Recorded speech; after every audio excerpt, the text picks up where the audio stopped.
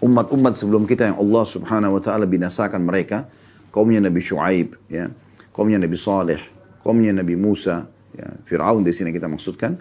Kemudian kaumnya Nabi Ibrahim, Namrud tentunya kita maksudkan. Karena tidak semua kaumnya kufur. Kemudian juga kaumnya Nabi Lut. Ini banyak sekali yang Allah subhanahu wa ta'ala, ya, hukum yang kufur di antara mereka. Dan sebelum Allah datangkan siksa yang merata, maka Allah limpahkan nikmat di akhir-akhir hari mereka. 2-3 hari, 4-5 hari, sepekan sebelum, ya, datang siksaan tersebut, Allah sehatkan badan mereka, Allah gembirakan hati mereka, Allah perbanyak ternak mereka, hasil panen mereka, sehingga mereka makin lalai. Ini tahapan tadarruj namanya. Sehingga pada saat datang kepada mereka siksa tersebut, mereka dalam kondisi lalai. Ini bukan karena Allah berbuat zalim, tapi Allah sebagai pencipta sudah mengetahui orang-orang ini telah sampai hujah kepada mereka, telah sampai kepada mereka dakwah, tapi mereka menolaknya. Jadi hati-hati teman-teman sekalian. Bagi orang yang belum tahu hukum, maka dia kemungkinan masih ada di ranah aman karena belum sampai padanya hujah.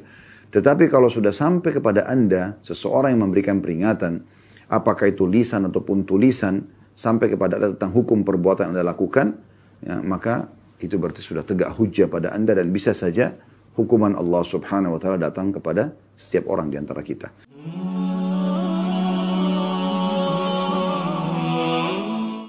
Dan insya Allah pada hari ini, semoga Allah SWT jadikan sebagai ilmu bermanfaat, kita akan masuk ke bab baru, bab ke-65, masalah bab mengingat mati dan juga membatasi angan-angan. Seperti biasa teman-teman sekalian, bila kita akan masuk ke bab baru, saya biasanya coba memberikan gambaran lebih dalam lagi tentang masalah makna judul. Karena tidak ada penulis yang menulis sebuah judul, kecuali dia ingin menyampaikan sebuah pesan penting dalam masalah ini. Dan ini tentu bab mengingat mati bukan hal yang baru bagi setiap manusia, bagi yang tentu menggunakan hati nurani dan akal sehatnya. Kalau dia pasti akan melalui, ya, kehidupan ini sampai batas waktu yang Allah Azza wa Jalla telah tentukan yang dikenal dengan ajal. Sehebat apapun Anda menjaga makanan sehat, makanan yang berkualitas, sehebat apapun Anda mengatur pola tidur, juga olahraga, dan semua yang berhubungan dengan masalah hal-hal yang sering dibahas dalam masalah kesehatan manusia, bila ajal datang pasti akan meninggal.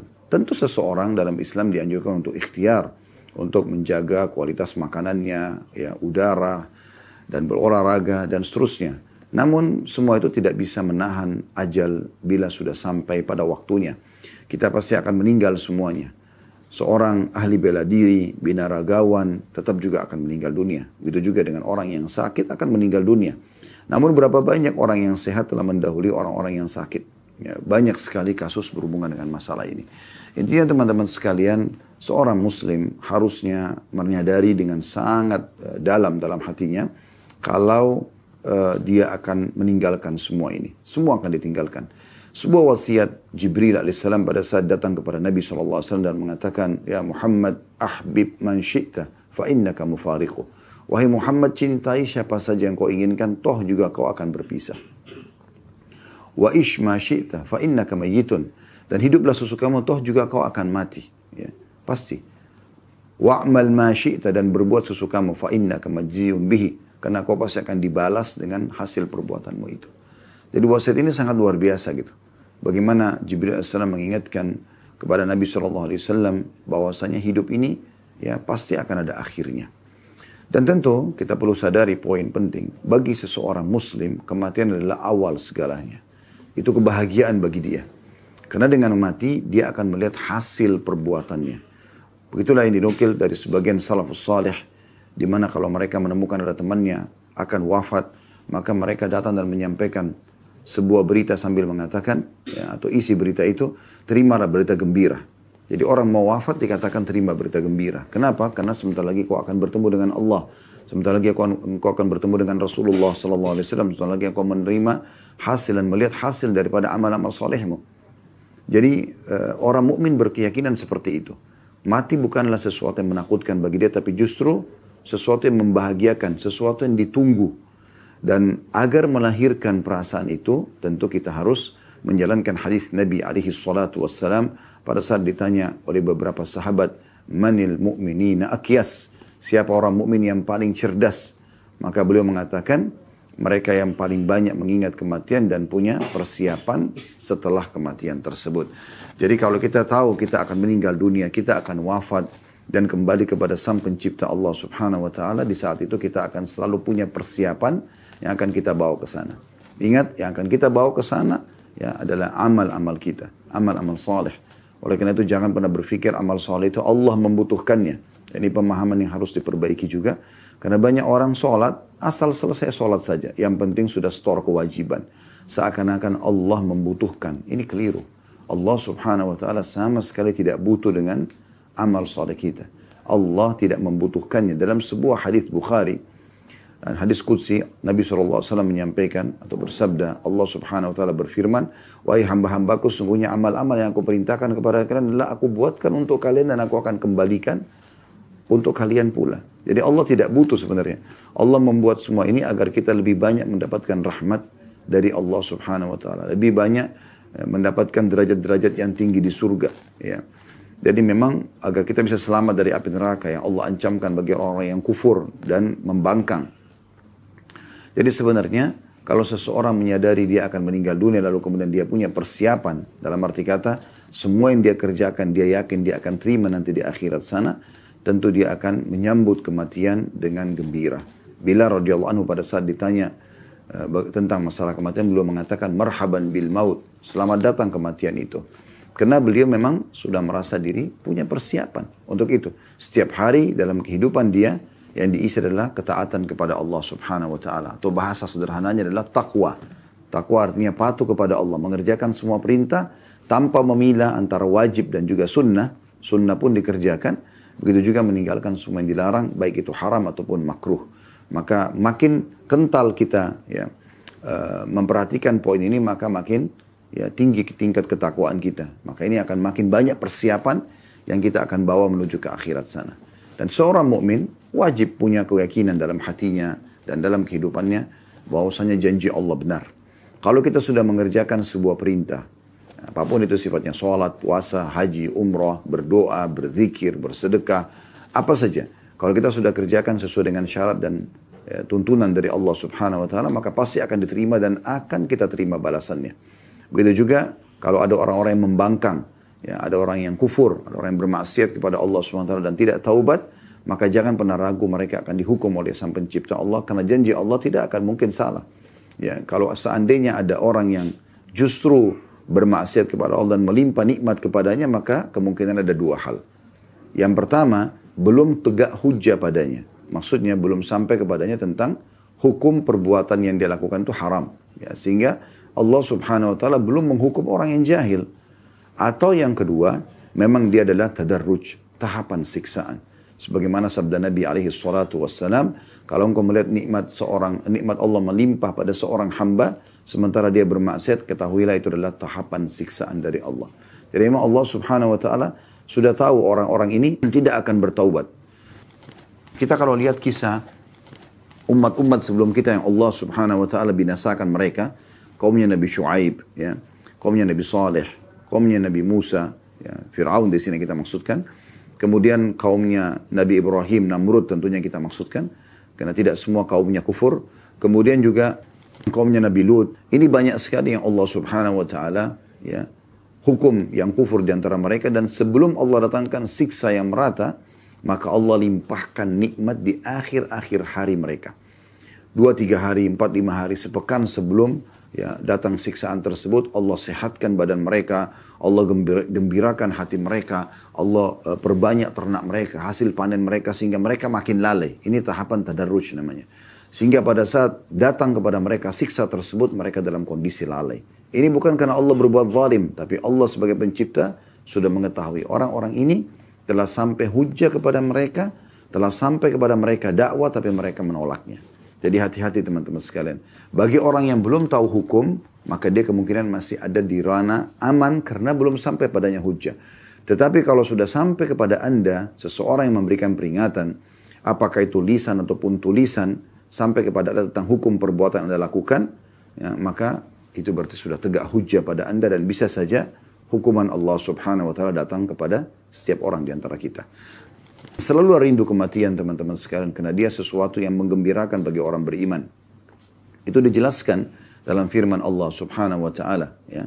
Bagi orang-orang yang beriman dan istiqamah di atas kebaikan-kebaikan, maka malaikat-malaikat akan turun pada saat mereka ya, akan wafat atau meninggal dunia dan menyampaikan agar mereka jangan sedih dan juga jangan takut, ya.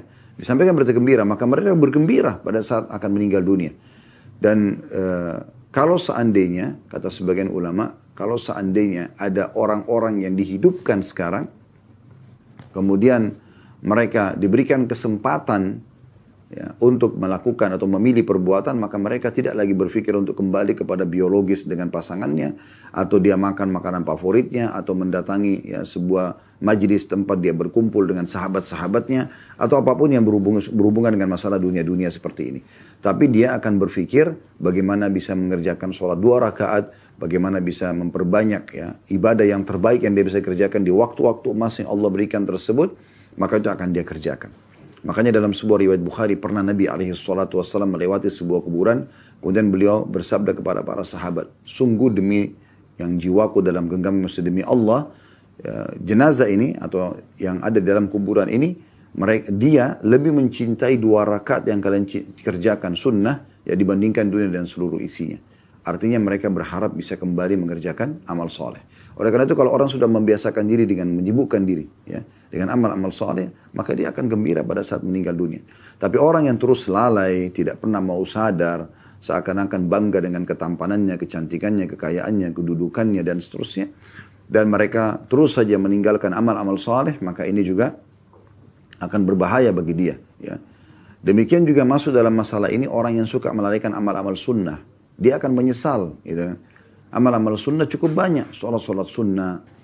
Selalu dia mengatakan ini kan cuma sunnah. Ya sunnah juga perintah dalam agama. Dan fungsi dia sangat besar. Bukankah Nabi SAW bersabda, awal amal dihisab hari kiamat adalah sholat. Kalau dia baik maka akan membantu amal lain. Kalau dia buruk akan mengganggu amal lain.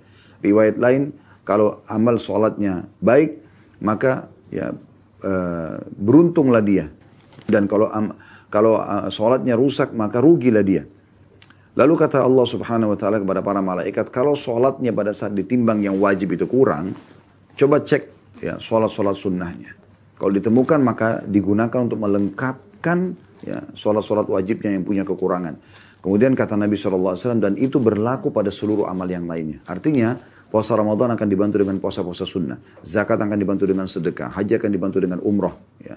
Semua ini akan membantu satu sama yang lain. Begitu juga dengan hadis yang masyhur yang kata Nabi SAW dalam hadis qudsi, Allah Subhanahu wa taala berfirman, la yazalu abdun yataqarrabu ilayya bin nawafil hatta uhibbuh. Ya, seseorang hamba terus mendekatkan diri kepadaku dengan amal-amal sunnah sampai aku mencintainya. Ya, jadi mendatangkan cinta Allah Subhanahu wa taala, ya. Jadi memang manfaatnya besar. Oleh karena itu jangan selalu dianggap ini kan sunnah. Zikir pagi petang dibengkalikan, baca Al-Quran, ya, tilawah dalam bacaan seharian juga dibengkalikan. Atau mungkin bakti pada orang tua yang dia bisa lakukan dengan sangat mudah di masa kita sekarang ini dengan cara ya misalnya telepon, WA, ya, mengirimkan hadiah-hadiah, transportasi sangat mudah untuk menyampaikan di kota yang orang tua kita berada, atau di kampung, atau di desa, ataupun bahkan lintas negara. Kita sekarang di masa ini bisa semuanya ya berbakti dengan sangat lebih mudah ya, atau sangat mudah. Seperti sekarang kalau ada orang puasa misalnya di satu negara, orang tua kita misalnya ada di Amerika, kita lagi di Indonesia. Sangat mudah di saat sekarang kita bisa masuk di website restoran-restoran yang mungkin kita pun mau cari restoran halal ada. Kemudian kita kirimkan buka puasa ke rumah mereka.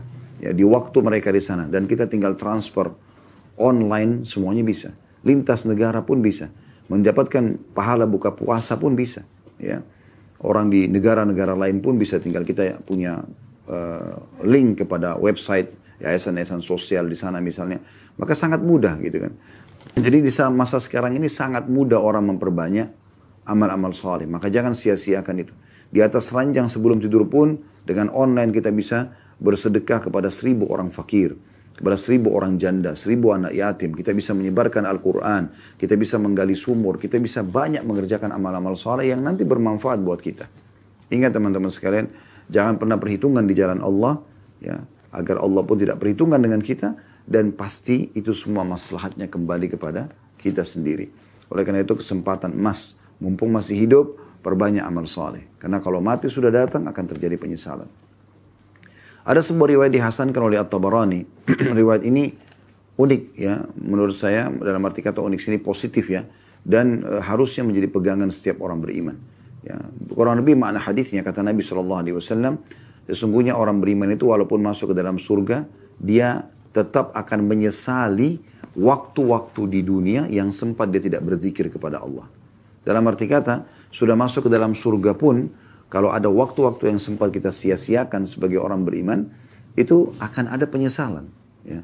Tetap kita menyesal. Coba dulu waktu saya duduk nongkrong sama teman-teman saya itu, saya baca Quran aja ya, atau saya berzikir aja ya. Coba dulu orang miskin yang sempat lewat minta itu saya tidak luputkan, tetap saya berikan kepada dia. Coba dulu pada saat Allah masih berikan kesempatan orang tua saya hidup, saya coba berbakti sama mereka. Coba dulu saudari saya yang janda itu saya coba yang penuhi kebutuhannya, saya membiayai ya tante-tante saya, paman dan ponakan-ponakan. Coba dulu gitu. Tapi sudah qadar Allah ya. Semestinya hadis yang seperti ini kita dapat bocorannya. Ini terjadi nanti di surga. Walaupun dia bersyukur kepada Allah SWT karena sudah masuk surga. Tapi ada penyesalan dia. Kenapa di saat dunia dulu Allah berikan dia kesempatan justru dia tidak maksimalkan dalam beribadah kepada Allah Subhanahu Wa Taala. Sudahlah yang lalu-lalu kita tidak sedang membahas yang lalu. Tapi setiap kali anda duduk di majelis ilmu seperti ini, maka anda berarti sedang mendapatkan peringatan dari Allah Subhanahu Wa Taala. Maka jangan sia-siakan waktu kita ke depan. Mulai detik ini ke depan, semuanya berisi pada hal-hal yang bermanfaat. Jangan lagi ada hal-hal yang sia-sia, yang tidak ada manfaatnya sama sekali buat kita. Yang mubah saja mungkin bisa membuat seseorang masih menyesal. Apalagi kalau terjerumus pada hal-hal yang haram gitu ya. Baik, kita akan masuk teman-teman sekalian ke bab kita, bab mengingat mati ini. Dan membatasi angan-angan. Maksudnya membatasi angan-angan yang berhubungan dengan masalah dunia. Kalau angan-angan positif dalam arti kata angan-angan agar bisa mengerjakan ibadah haji misalnya. Angan-angan bisa berjihad satu waktu. Angan-angan bisa menjadi seorang ulama muslimin dan mengajarkan. Angan-angan bisa memiliki yayasan sosial dan seterusnya lah. Ya. Maka itu tidak ada masalah. Tapi kalau angan-angan kosong, urusannya dunia. Ya, sehingga membuat lalai terhadap akhirat. Maka ini tidak dibolehkan. Dalil pertama yang diangkat oleh Imam Nawawi rahimahullah, ayat yang masyhur dalam surah Al-Imran ayat 185. A'udzu billahi minasyaitonir rajim. Kullu nafsin dha'iqatul maut wa innama tuwaffawna ujurakum yawmal qiyamah. Faman zuhziha 'anil nari wa udkhilal jannata faqad faz wa mal hayatud dunya illa mata'ul ghurur. Setiap yang bernyawa akan merasakan mati. Jadi sehebat apapun kita menjaga kesehatan tadi, ya, sehebat apapun kita melindungi diri kita dari segala macam yang bisa menjadi mara bahaya, tetap akan merasakan mati. Dan hanya pada hari kiamat sajalah diberikan dengan sempurna balasan kalian. Maksudnya nanti hari kiamat akan kita terima balasan sempurna dari amal soleh kita atau hukuman atas perbuatan dosa kita. Barang siapa yang dijauhkan pada hari kiamat dari neraka dan dimasukkan ke dalam surga, maka sungguh dia telah memperoleh kemenangan yang besar. Kehidupan dunia itu tidak lain hanyalah kesenangan yang memperdaya. Dalam arti kata, menipu bagi orang-orang yang tidak tahu hakikat daripada hidup di dunia. Toh dia juga akan melaluinya, dia akan meninggalkannya. Dan semua hanya akan jadi kenangan. Ya.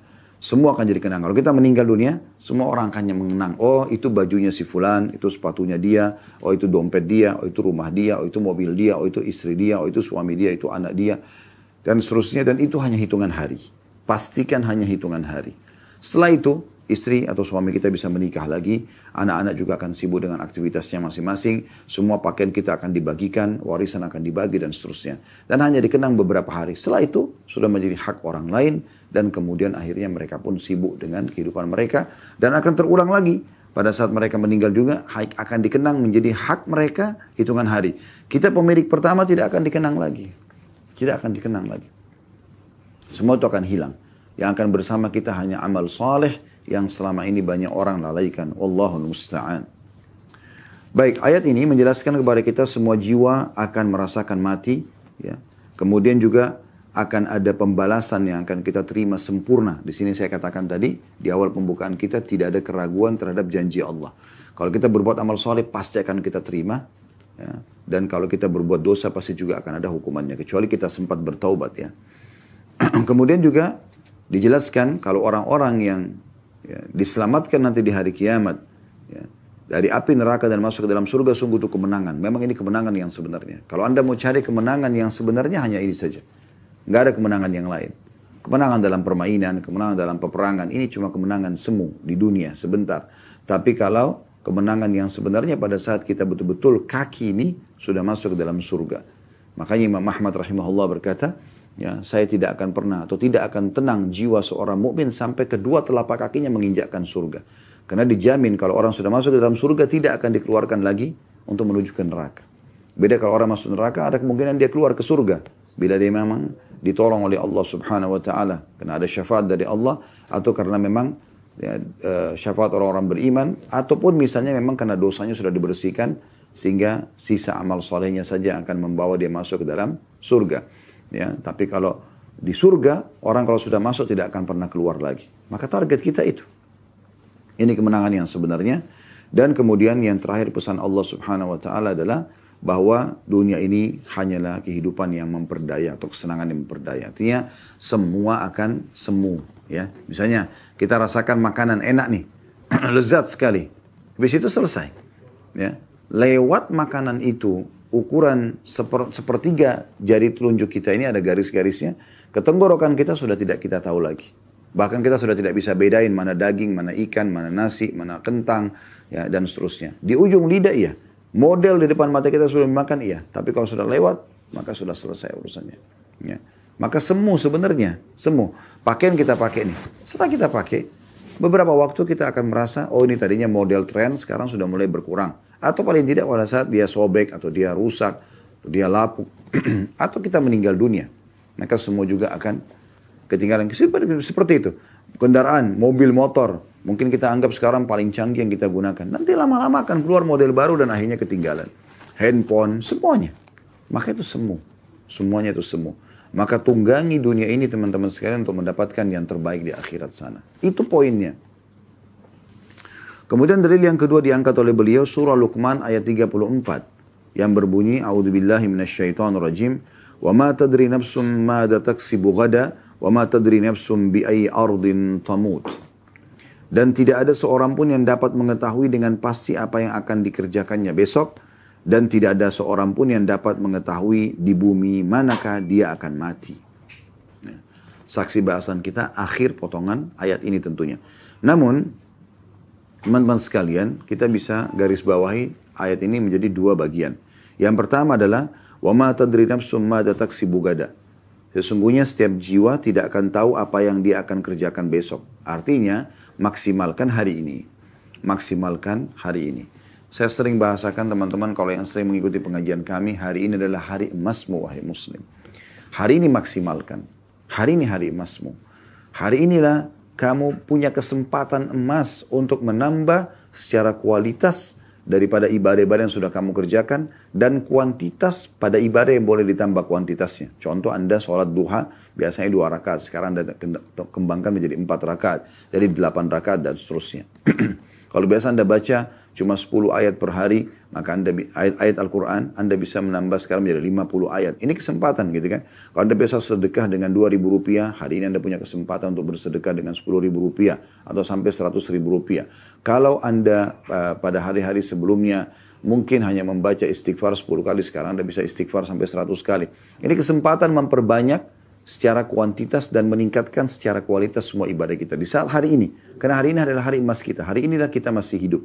Dan inilah umur kita yang sebenarnya. Ya, ini umur kita yang sebenarnya. Kalau masa lalu Anda penuh dengan dosa, hari ini juga emas untuk bisa bertobat kepada Allah Subhanahu wa taala. Sehingga bersihlah dosa-dosa kita itu. Bahkan Allah Subhanahu wa taala dengan rahmatnya luas ya menyebutkan ya, dalam surah Al-Furqan, ulaika alladziina yubaddilullahu sayyi'atihim hasanat. Mereka adalah orang-orang yang Allah ganti dosa-dosa mereka menjadi pahala. Jadi ada orang subhanallah karena taubatnya nasuha benar-benar kembali kepada Allah SWT, Allah ganti dosa-dosa mereka menjadi pahala. Padahal tadinya dosa. Ya karena mereka tulus, mereka sudah berjanji sama Allah tidak akan mengulanginya, maka akhirnya mereka pun diselamatkan oleh Allah Subhanahu wa taala dengan digantikan dosa-dosa mereka menjadi pahala. Jadi maksimalkan hari ini. Esok hari bukan hari kita. Kita tidak pernah tahu. Kalau kita masih hidup lagi besok, berarti itu dihitung hari. Hari ini kita bahasakan gitu kan. Kalau kita masih hidup besok, kita akan mengatakan, oh ini hari ini. Ini hari itulah milik kita. Selama Allah masih kasih umur, maka maksimalkan. Ya. Perbanyak amal soleh, tingkatkan kualitas dan kuantitas sebagaimana kami jelaskan tadi, atau Anda bertobat dari dosa-dosa masa lalu Anda. Ya. Makanya pernah ada seseorang yang datang kepada Sa'id bin Musayyib rahimahullah, lalu umurnya sudah 60 tahun. Kata Sa'id, berapa umur kau? Dia bilang 60 tahun. Ya. Kata Sa'id rahimahullah, sesungguhnya kau telah 60 tahun menuju ke Tuhanmu. Maka orang itu mengatakan, inna lillahi wa inna ilaihi raji'un. Kami milik Allah, kami akan kembali kepada Allah. Lalu kata Sa'id, apa kau tahu makna apa yang kau ucapkan itu? Orang itu mengatakan, dia terdiam. Kemudian Sa'id mengatakan, sesungguhnya makna katamu itu adalah, kami milik Allah dan kami pasti akan kembali kepada Allah. Dalam arti kata, siapa yang tahu dia akan kembali kepada Tuhannya, dia akan juga mempertanggungjawabkan perbuatan-perbuatannya. Oleh karena itu harus hati-hati, gitu kan. Maka orang itu pun ketakutan. Lalu dia mengatakan, lalu apa solusinya? Ya. Kata Sa'id, mudah sekali. Ya. Orang itu mengatakan, apa itu? Dia mengatakan, engkau memperbaiki apa yang tersisa, tobat dari dosa-dosa, kemudian coba beramal soleh dari sisa umurmu ini, maka Allah akan terima itu dan Allah akan maafkan masa lalumu. Tapi kalau kau masih diberikan umur sekarang lalu kamu sia-siakan, kamu berbuat dosa tetap saja dalam keadaan kesalahan, ya, maka nanti kau akan dihukum oleh Allah dengan apa yang kau baru lakukan dan juga akan diikut sertakan apa yang telah kau lakukan di masa lalu. Ya, jadi memang segera bertobat kepada Allah Subhanahu wa taala. Kemudian yang kedua dari ayat ini adalah potongan ayatnya, wa ma tadri nafsum bi ayyi ardin tamut, dan setiap jiwa tidak pernah tahu di mana dia akan meninggal dunia. Dalam sebuah hadis disebutkan, kata Nabi SAW, bila Allah ingin merenggut nyawa seorang hamba di satu lokasi, maka Allah akan buat dia punya hajat di sana. Berapa banyak orang, subhanallah, tidak ada tujuannya dari Jakarta ke Surabaya. Ternyata di Surabaya memang ajalnya akan datang. Ya. Atau dia pergi dari negaranya ke satu negara yang lain misalnya. Maka direnggut nyawanya, kemudian meninggal dunia di sana. Seperti itulah. Maka kita tidak pernah tahu kita akan meninggal di mana. Maka Allah Subhanahu wa taala menunjukkan kemahakuasaannya di sini, pasti jiwa itu akan meninggal di tempat yang sudah Allah Subhanahu wa taala tentukan, ya. Kemudian dalil yang ketiga yang diangkat oleh beliau, firman Allah Subhanahu wa taala dalam surah An-Nahl ayat 61. A'udzu billahi minasyaitonir rajim. Fa idza jaa ajaluhum la yasta'khiruna sa'atan wa la yastaqdimun. Maka apabila ajal mereka tiba, maka tidak akan dapat meminta penundaan atau percepatan sesaat pun. Jadi kalau sudah datang detik itu, di tempat itu, kita akan meninggal dunia. Makanya saya selalu terinspirasi dengan kisah seorang salafus saleh yang bernama Abdullah. Pada saat anaknya wafat dibunuh orang, kemudian datanglah seseorang yang menyampaikan kepada dia berita tentang masalah wafat anaknya itu. Maka dia pun dengan sangat tenang merespon. Pada saat orang bawa berita itu mengatakan, wahai Abdullah, anakmu mati dibunuh orang. Maka dia lagi ngunyah makanan, dia dengan tenang, ya, tetap saja dia memberhentikan kunyahan makanannya dengan sangat tenang, lalu dia mengatakan inna lillahi wa inna ilaihi raji'un, lalu dia kembali mengunyah makanannya.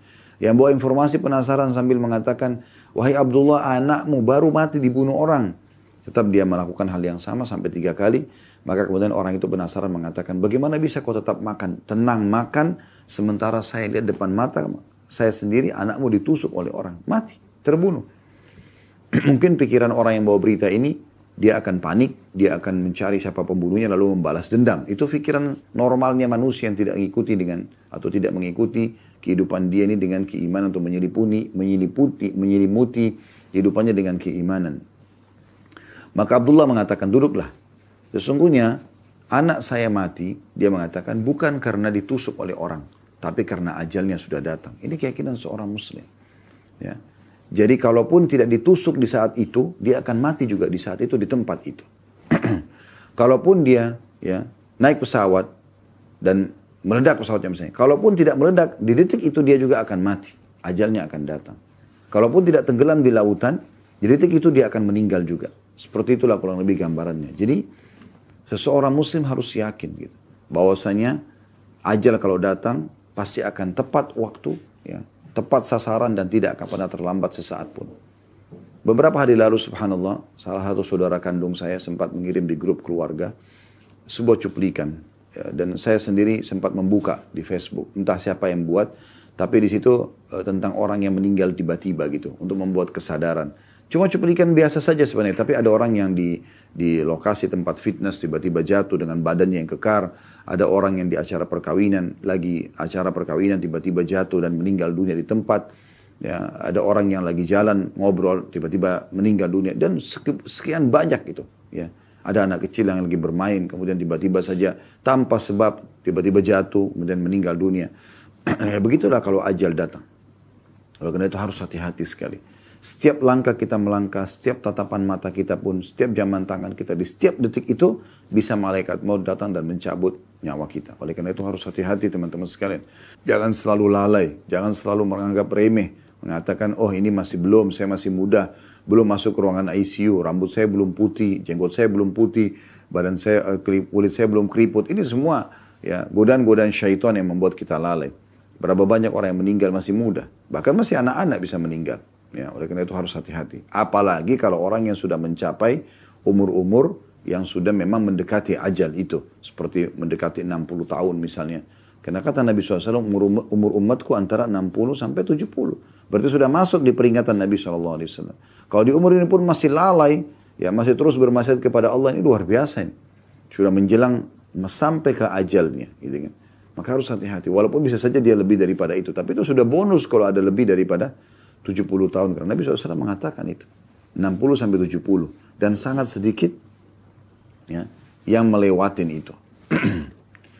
Kemudian selanjutnya dalil yang keempat beliau angkat adalah surah Al-Munafiqun ayat 9 sampai ayat 11. Ini menggambarkan tentang penyesalan ya, orang-orang yang menyia-nyiakan tidak berbuat amal soleh semasa hidupnya. Nanti pada saat malaikat maut datang baru dia nyesel. Ya. Walaupun digambarkan dalam ayat-ayat ini tentang masalah sedekah, tapi ditarik oleh para ulama secara umum amal soleh yang akan disesali bagi orang yang selalu melalaikannya.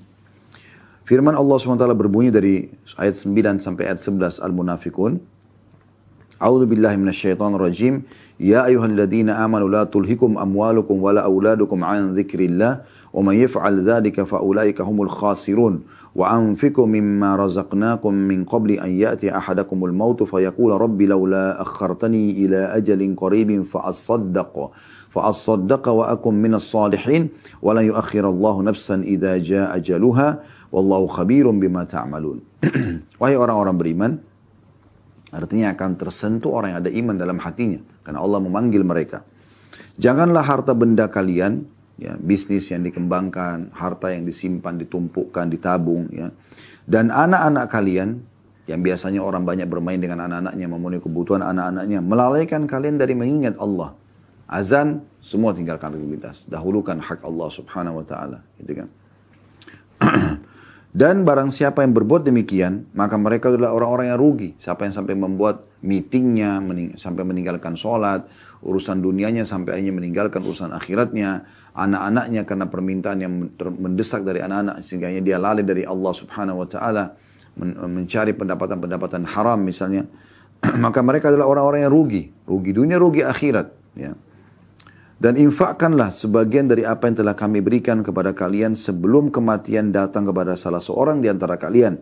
Lalu pada saat itu dia menyesal, ya. Dia sambil berkata, ya, dalam kondisi menyesal, wahai Tuhanku, sekiranya engkau berkenan menunda kematianku sedikit waktu lagi. Berikan aku beberapa menit saja. Untuk apa? Untuk makan lagi makanan favorit, untuk kumpul lagi dengan pasangan, dengan anak-anak, untuk meeting lagi bisnisnya? Bukan. Agar aku dapat bersedekah dan aku termasuk orang-orang yang saleh. Dan Allah tidak akan menunda kematian seseorang apabila waktu kematian telah datang dan Allah maha teliti terhadap apa yang kalian kerjakan. Ya. Jadi perlu ayat ini jadi bahan renungan yang sangat dalam, terutama ya ayat-ayat terakhir yang Allah SWT mengatakan, janganlah nanti kalau datang kematian baru kalian mengatakan wahai Tuhanku sambil menyesal. Ya. Berikanlah aku tenggang waktu sedikit saja. Ya. Makna sedikit di sini adalah walaupun cuma beberapa detik, beberapa menit saja. Untuk apa? Agar aku bisa bersedekah. Ya. Jadi tidak lagi aku tumpukan harta di rekeningku, tapi aku akan membantu si fulana, aku akan bantu si fulana, aku akan bantu ke yayasan ini, yayasan itu, pesantren ini, masjid itu. Tapi sudah tidak ada gunanya. Dan aku termasuk orang-orang saleh. Nah dari potongan ayat ini, ulama mengatakan masuk dalam umumnya amal-amal saleh yang lain. Dia akan menyesal Dia akan berharap bisa sempat sholat, sempat baca Quran, sempat hadiri majelis ilmu, sempat bakti sama orang tua, sempat memberikan hak-hak orang lain, sempat meminta maaf dari kesalahan, ya, dan segala macam hal gitu. Kemudian juga Allah mengatakan, dan ketahuilah pada saat itu sudah tidak ada manfaatnya karena Allah sudah menentukan kalau datang ajal di saat itu, nggak ada lagi kesempatan. Biar mohon-mohon, biar menangis darah, tidak akan pernah bisa lagi. Ini Allah tekankan sekali, tidak akan ada gunanya kalau menyesal di saat itu.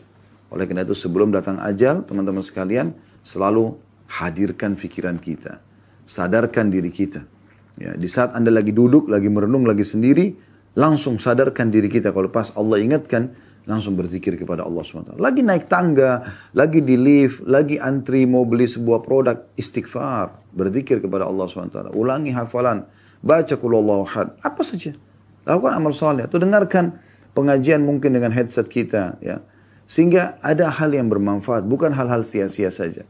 Ingat tadi sudah kami ingatkan, orang beriman pun masuk ke dalam surga, dia masih menyesali kalau ada waktu-waktu yang tidak diisi dengan zikrullah.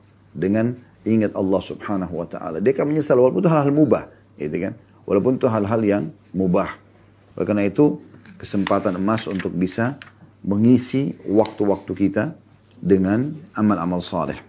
Baik teman-teman sekalian, kita akan melanjutkan bahasan atau ayat Al-Quran. Ayat-ayat Al-Quran diangkat oleh Imam Nawawi rahimahullah. Dan sekarang kita akan masuk dalam surah Al-Mu'minun ayat 99 sampai 115. Dan ayat-ayat ini ayat-ayat yang luar biasa sekali yang harusnya bisa menyentuh secara keimanan berhubungan dengan masalah mengingat kematian. Saya langsung bacakan saja dari ayat 99-nya bagi teman-teman di rumah yang mau melihat dari aplikasi handphone aplikasi Al-Quran di handphonenya juga bisa. A'udzu billahi minasyaitonir rajim. Hatta idza jaa ahadahumul maut qala rabbi irji'un la'alli a'malu salihan fima tarakt. Kalla innaha kalimatun huwa qailuha wa min waraihim barzakhun ila yaumi yub'atsun. Fa idza nufikha fis suri fala ansaba bainahum yawma idzin wala yatasaalun. Faman thaqulat mawazinuhu fa ulaika humul muflihun.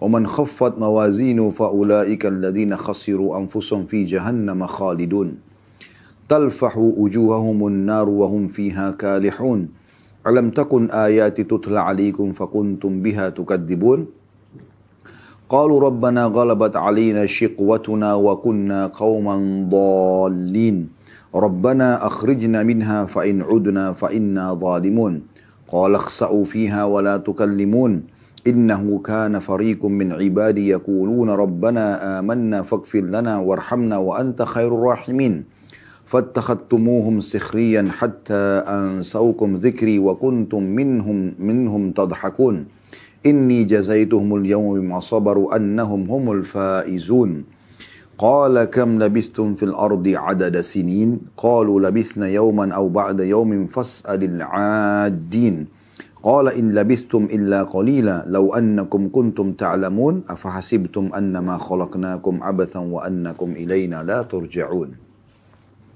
Renungi ayat demi ayat. Terjemahannya ayat 99, demikianlah keadaan orang-orang kafir itu. Hingga apabila datang kematian kepada seseorang dari mereka, barulah mereka berkata. Pada saat lihat malaikat maut, baru mereka sadar dan mereka berkata, wahai Tuhanku, kembalikanlah aku ke dunia, agar aku dapat berbuat kebaikan yang telah aku tinggalkan. Jadi ini kita bagi, ini potongan ayat yang perlu kita jelaskan. Jadi nanti pada saat orang meninggal, umumnya perkataan mereka seperti ini. Yang diikuti dengan penyesalan bagi orang kafir secara khusus, orang munafik, orang musyrik, dan juga bagi orang yang banyak berbuat dosa, namun dia tidak sempat taubat. Sehingga akhirnya arahnya lebih cenderung kepada neraka. Maka mereka akan menyesal, mereka berharap agar dikembalikan pada saat itu. Minta waktu sejenak saja, beberapa detik saja, yang penting bisa sempat bertaubat. Maka Allah menjawab, ya, tidak mungkin, sekali-kali tidak. Sungguh itu adalah dalih yang diucapkannya saja. Itu hanya perkataan dia saja, biar dia mohon tidak akan mungkin dikabulkan. Dan di hadapan mereka ada barzakh, ya. Dan barzakh ada footnote nomor 472 di situ, yaitu dinding penghalang antara mereka dengan hari kebangkitan. Tapi sudah masuk ke alam barzakh. Dan barzakh ini teman-teman akan akan dimasuki alam ini oleh setiap ruh, ya, orang beriman atau orang kafir, sempat jasadnya dimasukkan ke dalam tanah atau tidak. Jadi sebuah alam yang Allah sendiri lebih mengetahui tentang di mana letaknya, ya. Tapi yang jelas ada alam barzah. Itu nanti akan menjadi awal pintu dia menuju kepada hari kebangkitan nantinya. Apabila sangkakala ditiup nanti menjelang hari kiamat, maka tidak ada lagi pertalian keluarga di antara mereka pada hari kiamat itu. Dan tidak pula mereka saling bertanya. Nah, maksudnya nanti pada hari kiamat nggak bisa lagi orang, oh ini karena istri saya, ini karena suami saya, ini anak saya, ini orang tua saya, ini paman, ini tante, ini ponakan. Nggak ada lagi itu, ya. Maksudnya dan nggak ada itu bisa digunakan untuk membantu kita. Nggak bisa lagi, ya. Karena orang masing-masing akan menyelamatkan diri. Ya, dalam beberapa riwayat disebutkan orang akan lari dari, ya, pasangannya sendiri karena memang dia khawatir jangan sampai ada hak-hak yang belum sempat dia berikan. Atau mungkin ada hal-hal yang pernah dia sakitin, kemudian belum sempat minta maaf. Dan pasangan pun belum memaafkan misalnya, atau orang tuanya, atau anaknya. Maka semua orang akan lari dari orang-orang yang mereka dekat atau cintai pun. Dalam ayat yang lain Allah mengatakan, Yawma yafiru mar'u min abi, pada hari itu orang lari dari ayahnya, wa ummihi wa yawma yafiru mar'u min akhi. Pada hari itu orang lari dari saudaranya, wa ummihi wa abi, dan ibunya juga ayahnya, wa sahibatihi wa bani. Dan juga istrinya, juga anak-anaknya. Likulli imri'in minhum yawma idzin sya'nu yughni. Pada hari itu orang semua sibuk untuk menyelamatkan dirinya masing-masing. Ini yang Allah gambarkan. Maka pada saat ditiup sangkakala, kita selalu ingin berharap supaya jangan sampai, ya, bertemu dengan orang-orang yang bisa menuntut hak-haknya pada diri kita. Oleh itu teman-teman sekalian, sering kami ingatkan. Untuk diri saya sendiri, kemudian teman-teman sekalian, menuju ke akhirat bawalah dua hal. Bawa amal saleh dan teman-teman saleh yang bisa membantu kita dengan syafaatnya, ya. Dan jangan bawa dua hal, jangan bawa musuh dan dosa yang akan menyusahkan kita tentunya. Lalu kemudian Allah mengatakan, barang siapa yang berat timbangan kebaikannya pada hari itu, maka merekalah orang-orang yang beruntung. Dan barang siapa yang ringan timbangan kebaikannya, dosanya lebih banyak, maka mereka adalah orang-orang yang merugikan diri mereka sendiri dan mereka kekal di dalam neraka jahanam. Nah, dalam arti kata, orang nanti kalau terlalu banyak dosanya dan akhirnya ditimbang dengan amal soleh, maka tentu saja dia akan merugi dan akan dimasukkan ke dalam api neraka. Di hari kiamat nanti teman-teman, ada orang yang masuk surga tanpa hisab. Ini para nabi-nabi, para syuhada, dan tentu orang-orang yang Allah berikan kesempatan mereka, dan semoga kita termasuk di antaranya. Karena kita bisa mohon kepada Allah agar dimasukkan ke dalam surga tanpa hisab. Jadi tidak ditimbang lagi amalnya. Ada orang yang masuk surga tapi ditimbang dulu amalnya. Kenapa? Karena dosanya masih lebih berat daripada amal solehnya. Atau masih berimbang, ya. Sehingga dia butuh syafaat pertolongan. Ada juga orang yang masuk neraka tanpa timbangan. Atau orang kafir tidak ditimbang gitu. Mereka akan masukkan ke dalam api neraka. Karena tidak berguna amal-amal kebaikan yang mereka kerjakan. Cuma Allah dengan kemahadilannya akan memperlihatkan kepada mereka, ini loh amal-amal yang kau pernah kerjakan dari yang baik, tapi tidak menilai karena kau tidak beriman. Ini dosa-dosamu yang membuat kau akan masuk ke dalam api neraka. Kemudian dikatakan di neraka itu wajah mereka dibakar oleh api neraka itu. Dan mereka dalam neraka, ya, dalam keadaan muram dengan bibir yang cacat. Ya, sebenarnya lebih tepat terjemahnya mereka dalam kondisi cacat. Dalam sebuah riwayat yang sahih, Nabi SAW menjelaskan, ya, mereka itu akan dibakar oleh api neraka. Sehingga membuat bibir bagian atas mereka itu melebar sampai bisa melipat sampai ke daerah kepalanya. Dan bibir bawah mereka melepuh juga sampai ke pusar pelut mereka. Ya, itu saking panasnya api neraka itu. Ini digambarkan di sini, mereka cacat, ya. Dalam riwayat yang lain juga, Nabi SAW bersabda, bahwasanya pada saat itu, mereka akan terus menangis dan memohon sambil memanggil penjaga neraka. Namun penjaga neraka tidak menjawab mereka. Ya. Seingat saya dalam riwayat itu sampai 500 tahun nggak dijawab. Kemudian setelah dijawab pun dikatakan oleh para penjaga neraka, kalian tidak akan mungkin, ya, bisa keluar dari neraka ini. Lalu mereka memanggil Tuhan mereka. Kata Nabi SAW, Allah Azza wa Jalla tidak menjawab mereka seumur bumi. Seumur dunia, maaf, seumur dunia. Ya. Berapa ribu ayat, berapa ribu abad, Allahu a'lam. Ya. Maka setelah itu pun Allah mengatakan firman Allah ini, qala khsa'u fiha wa la tukallimun. Maka kekallah kalian, hinalah kalian di dalamnya dan jangan kalian ajak bicara aku. Setelah mereka mohon-mohon pun kepada zat yang maha pemurah Allah, seumur bumi, seumur dunia, ya, mohon-mohon terus dan sambil disiksa, ternyata jawaban Allah setelah itu juga, qala khsa'u fiha. Ini dalam surah Al-Mu'min ayat 108 ini. Allah mengatakan, terhinalah kalian di dalamnya, wala tukallimun. Jangan pernah kalian bicara denganku. Maka pada saat itu kata Nabi SAW, mereka pun ya, menangis. Ya, pengganti air mata adalah darah. Dan ketahuilah, air mata mereka menjadi seperti sebuah lautan yang luas, yang kalau seandainya kapal-kapal akan diraungkan di atasnya, maka akan bisa ya, berjalan. Jadi ini yang dimaksud, mereka cacat dan juga mereka akan ya, dihinakan oleh Allah Subhanahu wa Ta'ala di dalam neraka itu sendiri. Lalu Allah mengatakan, sebabnya adalah, bukankah ayat-ayatku telah dibacakan kepada kalian, tapi kalian selalu mendustakannya? Ya. Dalam arti kata, sudah sampai kepada kalian ya, firman-firmanku. Ya, jadi tidak ada hujah, tidak ada orang kalau sudah tegak padanya hujat, sudah sampai kepadanya informasi, maka mereka akan tidak bisa membantah Allah Subhanahu wa Ta'ala pada hari kiamat. Tidak akan pernah bisa negosiasi, gitu kan? Karena telah sampai kepada. Dan subhanallah, di masa kita sekarang bisa kita katakan tidak ada orang yang tidak sampai hujah kepada mereka, karena media sangat luar biasa. Para ulama, para dai dengan luar biasa gencarnya menyampaikan tentang agama Allah Subhanahu wa Ta'ala, tentang halal haramnya. Bahkan seringkali Allah jadikan beberapa tragedi, tanda kutip di sini, agar orang mengetahui tentang Islam itu. Ya. Orang jadi tahu tentang Al-Quran, orang tahu tentang umat Islam. Ya, banyaknya masjid yang dibangun di sana sini, dikumandangkan azan, umat Islam berpuasa. Satu dunia sekarang tahu kalau Ramadan umat Islam itu berpuasa dengan adanya media misalnya. Ya, kemudian Al-Quran ditilawakan dengan berbagai macam terjemahan, berbagai macam bahasa terjemahannya. Jadi semua sudah sampai kepada mereka sebenarnya informasi, tinggal mereka mau pelajari atau tidak gitu.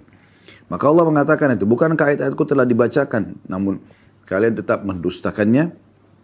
Maka mereka berkata, wahai Tuhan kami telah dikuasai oleh kejahatan kami. Ini syiqwah. Ya. Ghalabat alaina syiqwatuna. Ya Allah, kami telah dikuasai oleh kejahatan atau hawa nafsu kami. Ya. Dan kami ya, termasuk orang-orang yang sesat. Jadi mereka akui pada saat itu. Iya sih, waktu itu memang ya Allah, ya saya memang yang lalai. Saya memang yang begini dan begitu. Dia akui. Gitu kan.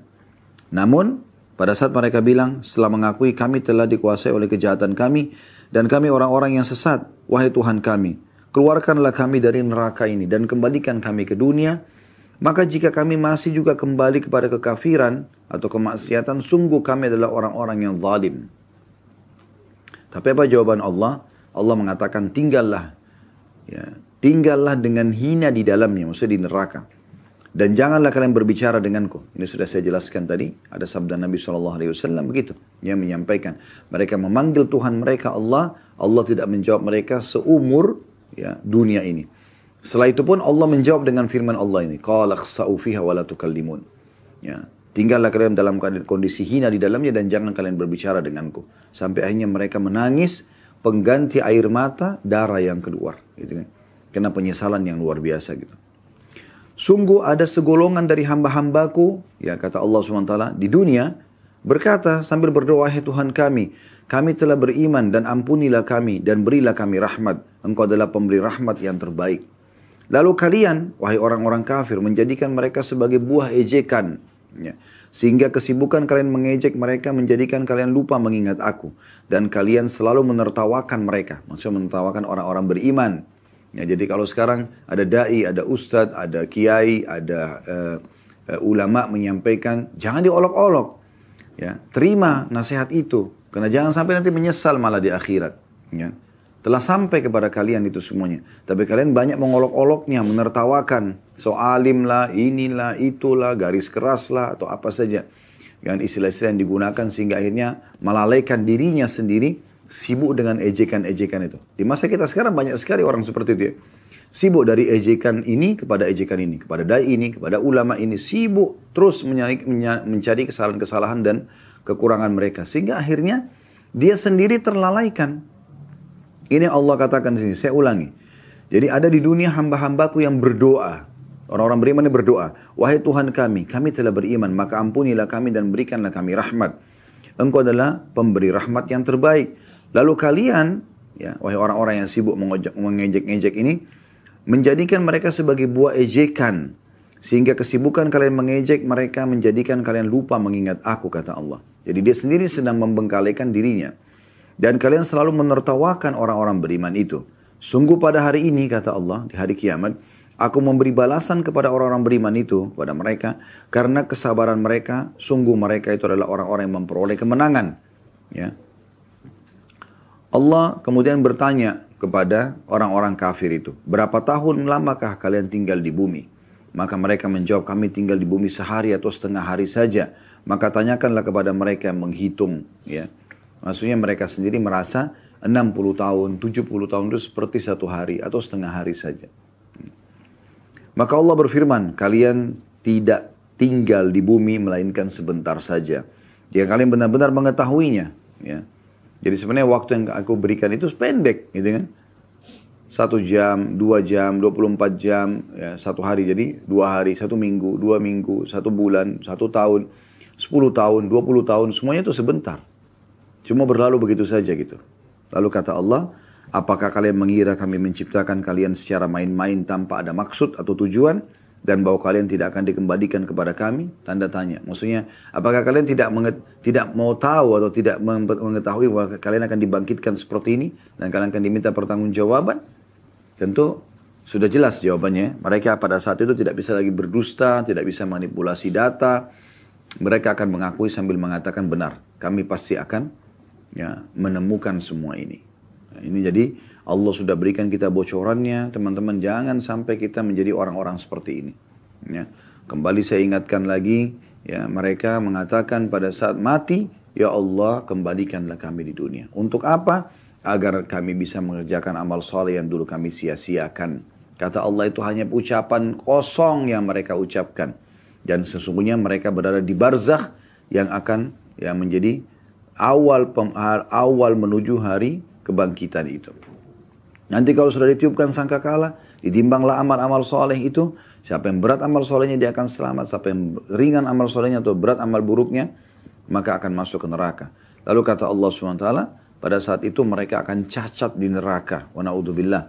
Dan Allah mengatakan, bukankah telah sampai kepada kalian ayat-ayatku, ya, dan kalian terus mendustakannya, dan dulu, ya, maka mereka mengatakan sesungguhnya, hawa nafsu kami, kejahatan kami mengalahkan kami. Gitu. Nah, kalau engkau keluarkan kami dari ke dunia ini dan kami tetap berbuat salah, maka kami termasuk orang-orang zalim. Maka Allah mengatakan tinggallah dalam kondisi hina. Kalian tidak akan mungkin bisa keluar dan jangan bicara sama aku. Sesungguhnya dulu di dunia ada hamba-hambaku yang berdoa, beriman. Kalian lihat depan mata kalian. Azan mereka ke masjid, pengajian mereka ramaikan. Mereka selalu sibuk dengan mengingatkan, menyuruh pada kebaikan, melawan dari kemungkaran, membaca Al-Quran, bakti sama orang tuanya, sibuk dengan pesantren, masjid, dan seterusnya. Kalian tahu itu, tapi kalian jadikan mereka sebagai bahan ejekan. Dan bahan ejekan kalian itu membuat kalian lalai dari aku, kata Allah. Maka hari ini aku balas mereka dengan keselamatan. Lalu kata Allah subhanahu wa ta'ala, berapa lama kalian hidup di dunia? Ditanya orang-orang yang lalai atau orang kafir ini. Mereka bilang cuma sehari atau 2 hari saja. Kata Allah, memang kalian akan sebentar sekali ya hidup di dunia itu. Apakah kalian mengira kalian kami ciptakan sia-sia saja tanpa akan kembali kepada kami? Maka pertanyaan ini sudah tidak butuh jawaban lagi karena mereka semua sudah tahu memang pasti akan seperti ini keadaannya, akan kembali kepada Allah subhanahu wa ta'ala. Ayat terakhir yang diangkat oleh Imam Nawawi rahimahullah dan kita tutup juga bahasan kita dengan ini. InsyaAllah pertemuan akan datang kita akan masuk di hadis pertama ya dalam bahasan kita. Yaitu dalam surah Al-Hadid ayat 16. A'udzu billahi minasyaitonir rajim. Alam ya'ni lil ladzina amanu an takhsha qulubuhum li dzikrillahi wa ma nazala minal haqq وَمَا نَزَلَ مِنَ الْحَقِّ وَلَا يَكُونُ كَالَّذِينَ أُوتُوا الْكِتَابَ مِنْ قَبْلُ فَطَالَ عَلَيْهِمُ الْأَمَدُ فَقَسَتْ قُلُوبُهُمْ وَكَثِيرٌ مِنْهُمْ فَاسِقُونَ. Belum tibakah waktunya bagi orang-orang yang beriman untuk secara khusyuk, tunduk, mengingat Allah dan mematuhi kebenaran yang telah diwahyukan kepada mereka. Dan janganlah mereka berlaku seperti orang-orang yang telah menerima kitab sebelum itu. Kemudian mereka melalui masa yang panjang sehingga hati mereka menjadi keras. Dan banyak di antara mereka menjadi orang-orang yang fasik. Lalu beliau mengatakan dan masih banyak lagi ayat-ayat dalam bab ini. Tapi dicukupkan dengan ayat-ayat yang sudah dibahas tadi. Makna ayat surah Al-Hadid ayat 16 ini. Artinya Allah subhanahu wa ta'ala. Ya, dan Imam Nawawi memilih ayat ini didatangkan. Setelah tadi kita baca ayat-ayat tentang kematian. Allah berikan peringatan. Allah berikan bocoran tentang apa yang terjadi nanti di akhirat. Beliau mendatangkan ayat ini sangat tepat. Yaitu Allah mengajak berbicara orang-orang beriman. Bukankah sudah tiba saatnya, hai orang-orang beriman, hati kalian tunduk dan khusyuk kepada Allah? Sampai kapan mau lalai? Sampai kapan selalu mau meninggalkan, mengundur-undur waktu sholat, atau meninggalkan ibadah-ibadah sunnah? Sampai kapan ini mau terus masih beribadah tapi masih buka pintu dosa juga? Kenapa nggak murni saja dalam ibadah? Kenapa nggak fokus saja mengisi waktu kalian dengan hal-hal yang bermanfaat buat kalian? Kenapa? Ya, kata Allah SWT. Belum tiba saatnya kah? Orang-orang beriman itu harusnya hatinya khusyuk mengingat Allah dan juga mematuhi kebenaran yang telah diwahyukan kepada mereka. Kerjakan perintah, tinggalkan larangan, ya. Menikmati yang halal, meninggalkan yang haram. Dan janganlah kalian, kata Allah SWT, seperti orang-orang sebelum kalian yang telah datang kepada mereka Alkitab, Yahudi dan Nasrani. Mereka lalai, ya. Dengan masa yang panjang mereka biarkan waktu-waktu mereka berlalu sehingga menjadi keras hati mereka. Selalu mereka tunda nanti aja, besok aja, lusa aja. Terus begitu sehingga hati mereka jadi keras. Jadi mereka anggap remeh nanti. Sholat malam nanti aja deh. Masih bisa besok, masih bisa lusa. Lama-lama karena kesempatan emas selalu ada setiap malam lalai. Maka akhirnya Allah buat hatinya keras. Dia tidak mau lagi kerjakan.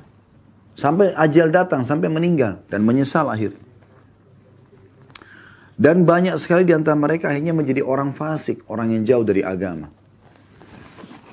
Karena suka menunda-nunda amal soleh. Ada sebagian ulama menjelaskan salah satu penyebab futur, ya, jauh dari agama atau melemahnya iman, itu bukan hanya kemaksiatan saja. Ini mungkin umum, orang tahu misalnya dia buat dosa, dia jadi futur, dia jadi jauh dari agama, dia jadi lemah imannya. Ini umum orang semua tahu. Tapi ada sebab yang lain. Mungkin karena amal-amal soleh yang pernah dia kerjakan, dia tinggalkan.